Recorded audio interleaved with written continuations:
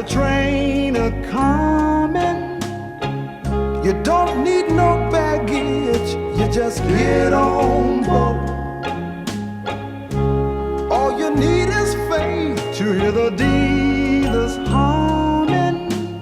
Don't need no ticket, you just pay. The Impressions were an American vocal soul group described generally as being Chicago soul.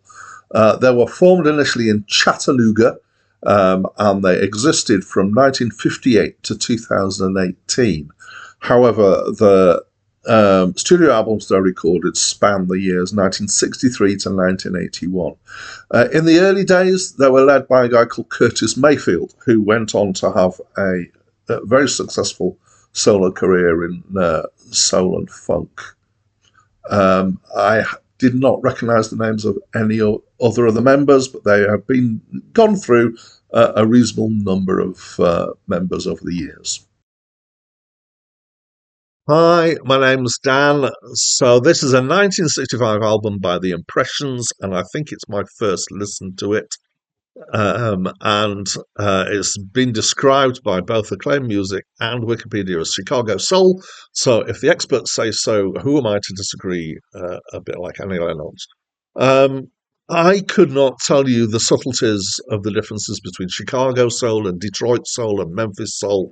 That's all lost on me. I would say that it's soul. I would say maybe there are a few tracks that are kind of more upbeat and therefore verging in my head towards R&B. Although, again, I would say the distinction is, I'm not hugely strong on that distinction. It does sound like exactly what it is, I will say, which is a mid-60s vocal pop soul album from a vocal ensemble backed by a competent house band, who, in this case, are the Funk Brothers.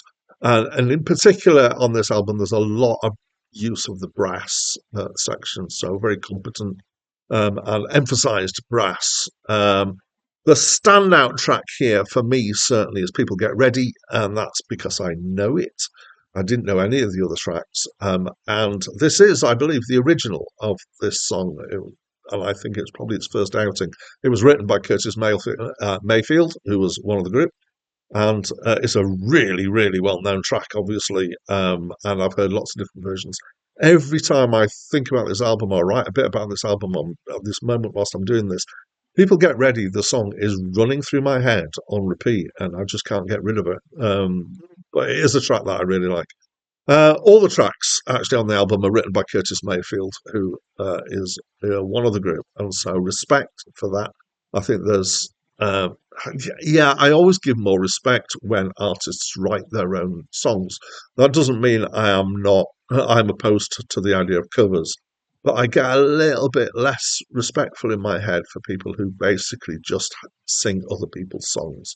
Maybe it's, I feel like there's a bit more integrity to it, but I think that's maybe overstating it.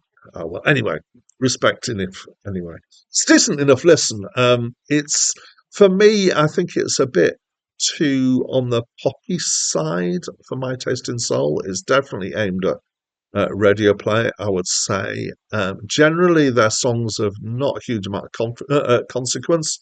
I mean, People Get Ready has, been classified as being a gospel song, and I guess it probably is. And it's not deep. It's just it's iconic, I guess. The rest of the songs are less iconic, and they're still not particularly deep.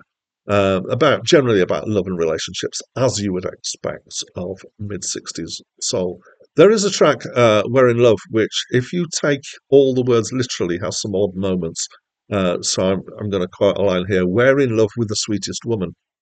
I think that's probably unintentional. I think most of the time when he says "we're in love" or sings "we're in love," he's singing about him and this woman, the sweetest woman. And I think it's just a kind of quirk of using the same words.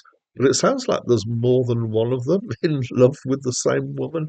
As I say, probably unintentional, but a bit weird. So anyway, back to the point here. Okay, as an album, I feel like it's a bit also ran to some of the more major soul players who were around at the time. I think there were there were more high-profile people whose stuff was maybe just a bit more iconic, and that may just be because of familiarity and repetition of them. Um, and so the fact that these songs are in the main ones that I don't know might have made it diminished it a little bit in my hearing. So that's what I think. I'm kind of, it's all right. I'm not going to complain about it or, not want to listen to it again, but I'm not going to seek it out again, I have to say, particularly. So that's what I think. As always, I want to invite you to tell me what you think. I love having comments from people. Don't be shy. Please let me know what you think of this album or what you think of my review or, anything else you want to talk about within a certain amount of reason, I think. And that's it from me for now. Sometimes you make me wonder.